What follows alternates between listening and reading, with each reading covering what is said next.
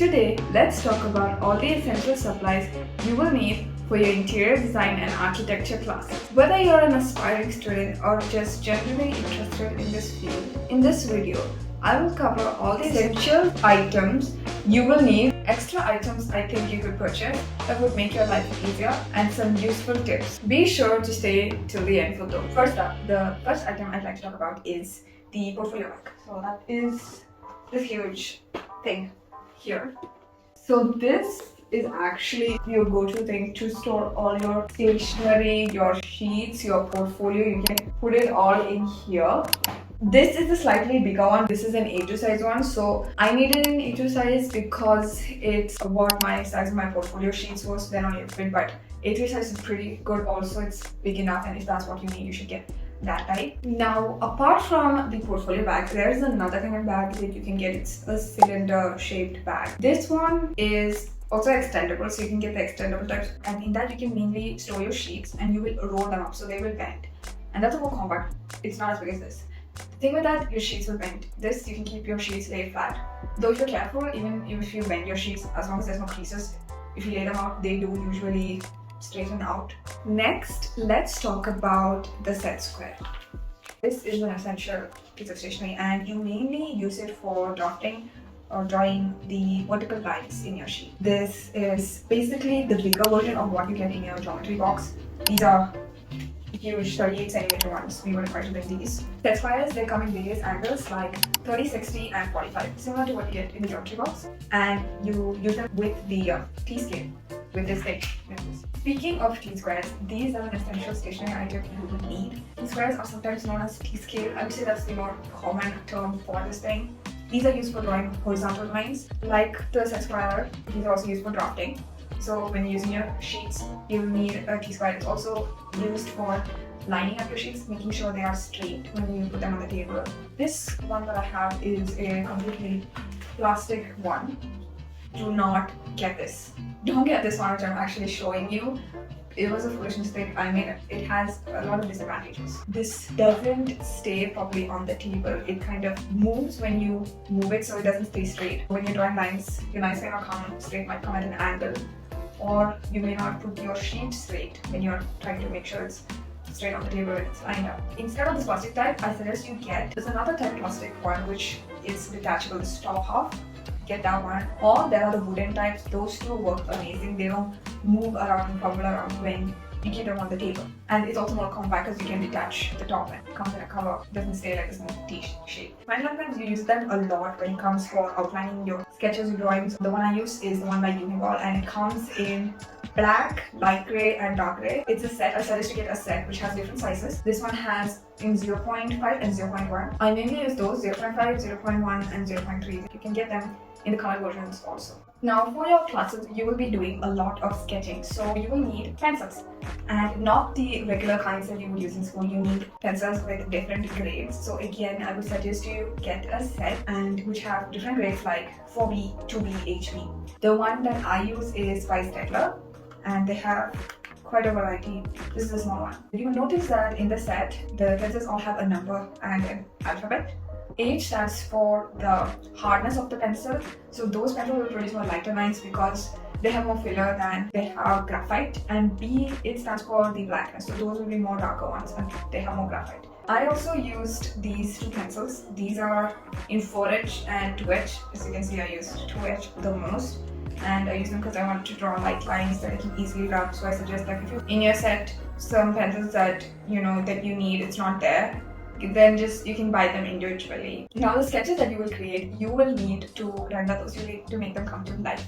So for that, you can do obviously various methods, but I honestly suggest you use some good old color pencils.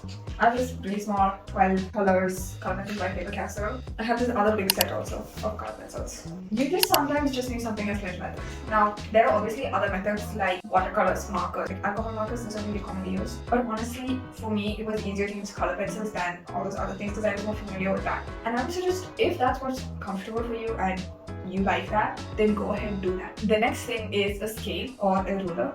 Now I would suggest you get a metallic one and also this plastic transparent clear one. Now, these metal ones are really good for when you want to draw the line with precision. Yeah, come absolutely straight. But the thing is, when you use metallic ones, you can't really see what you're drawing over. The line may not come where you want.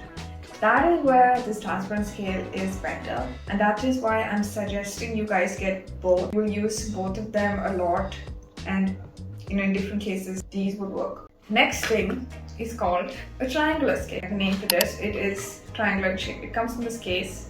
These are used for measuring scale. Now, if you don't know what scale is, I don't think I can explain that in this video. It's a pretty hard concept. Like, it took all of us a while in first year, but once you get it, you get it. Now, this comes in different ratios. The one I have has in 1:25, 1:50. 1:100, 1:200, 1:1440, 1:2280. I never used those big ones, those last two. I used 50, 25, 100 a lot. So I would suggest you get a triangular scale that has that. You can check here, it's written the ratio. Just make sure you look at that before you buy it so you don't buy the wrong type. For drafting, you will need various sheets. These sheets have to be in various sizes like A3, A2 and GSM. Now, the GSM stands for grams per square. This is basically the thickness of the paper. Let me show you.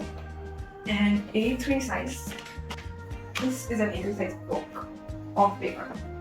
I would suggest that you get a book instead of keeping on buying individual sheets, because you will use this a lot. First year, I just used it for everything and anything. This is an A2 size. This is really big, as big as the Epocha 45.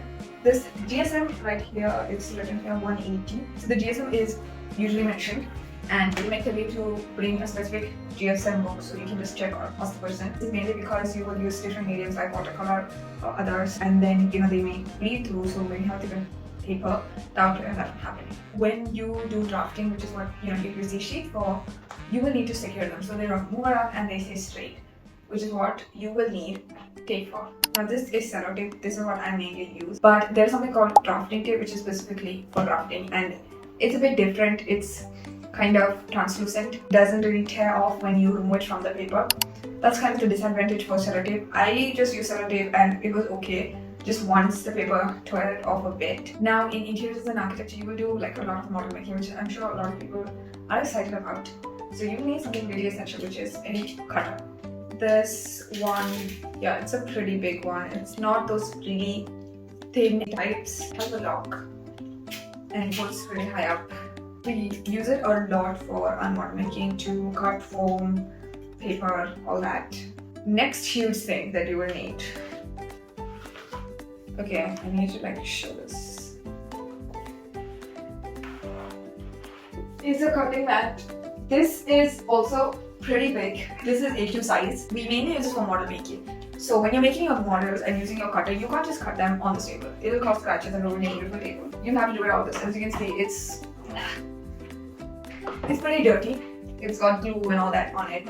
This is a big size, actually just an A3 size is enough. There are two other kinds of paper that you will need, which is a tracing paper and graph paper. This is a book. Again, I suggest you get a book because you will use this many times. It's really helpful to kind of do a rough drawing on it and put it over things and just see what it will look like, change it up a bit. And also a graph paper. This is again a book. It's your basic kind of graph book, but just bigger one. This is a size A3, and we again use this for mainly floor plans and all those kind of technical things. Okay guys, so let's now move on and talk about the extra items you will need for I should have said this before I sat.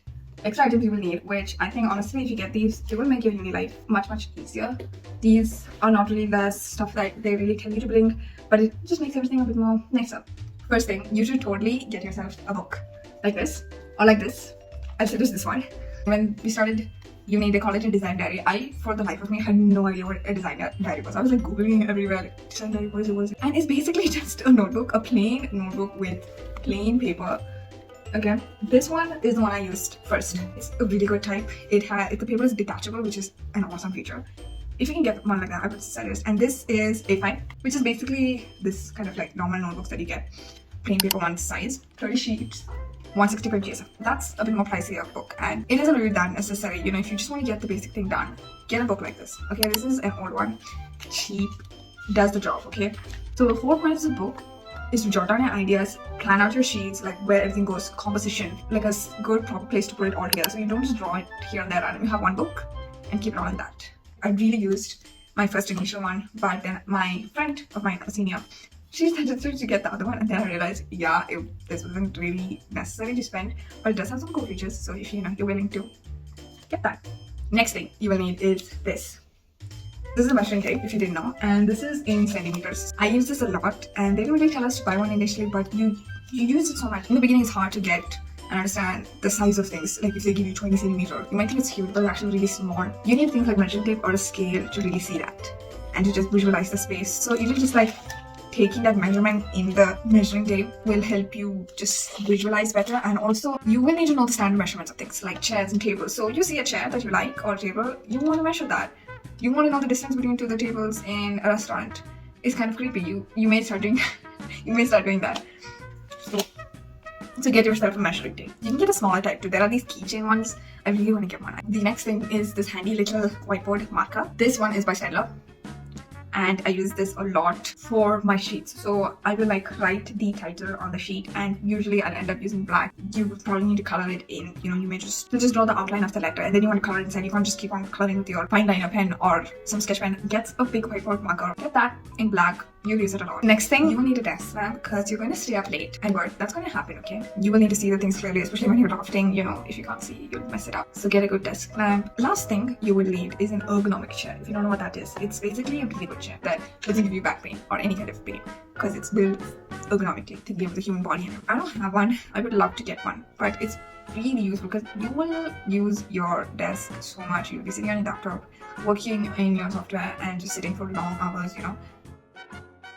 We're finally at the part where I give you my essential tips. And this is basically just real talk about what it's like, when you start interior design and everything related with all these supplies. First thing is, you're gonna spend a lot of money, guys. You're gonna spend a lot of money. And I'm not even talking about college, like the tuition. It's not that. You're gonna spend money on these supplies. And I've told you a lot of these. You may think like maybe we won't need each and everything that I have mentioned. You will probably need, I would say 70, even like 90% of what I've said. I literally didn't know we'd have to buy all this again. So I was just so shocked. And I wish I knew that beforehand. I've heard some universities do provide supplies, which is great. Our university didn't, so we have to buy that. It was a bit expensive. I was literally going to the stationery shop every weekend. At the end of the week, they'd be like, oh, you need this one next week, and you need to buy that and this, and like you should get this DSM, this paper. You'd go to the stationery every weekend and get something. It went like that for a few months until I got all these things, and then I didn't need to buy anything. Next thing is, money mostly really went for my model making class. We didn't really learn to make models, but we basically did a lot of arts and crafts, honestly. But because we did a lot of unique different things, we bought a lot of supplies each and every time for the different project. These items, we actually didn't even use it again. That was sad. Another thing, your work that you do with the drafting and all. You can do a lot of it in uni, but you may have to take it home. You may have to take it back where you stay. So you need a good table, guys.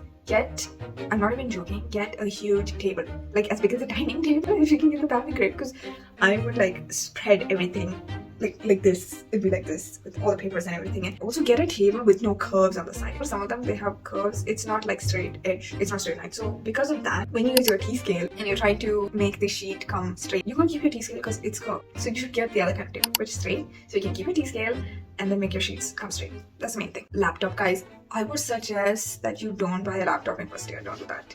Because you will barely use laptop. I barely used laptop. I just need it for like making some PPTs or PowerPoints. If you have a simple basic one, that would be enough. But I would say if you're going to make like big purchase of a good laptop, like a gaming laptop or something like that, maximum wait till third year. Now the last thing, and I would say the most important thing, and honestly, this point is countering every single thing I said before. Don't buy anything I told you.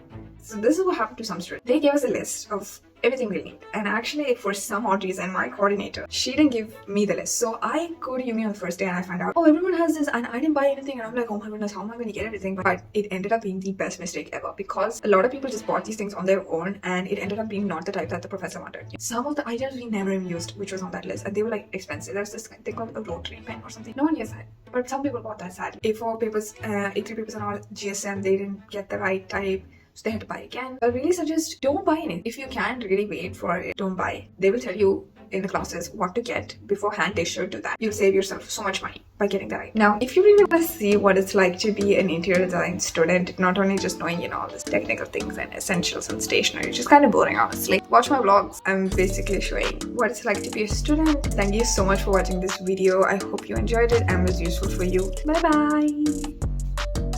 And subscribe, please.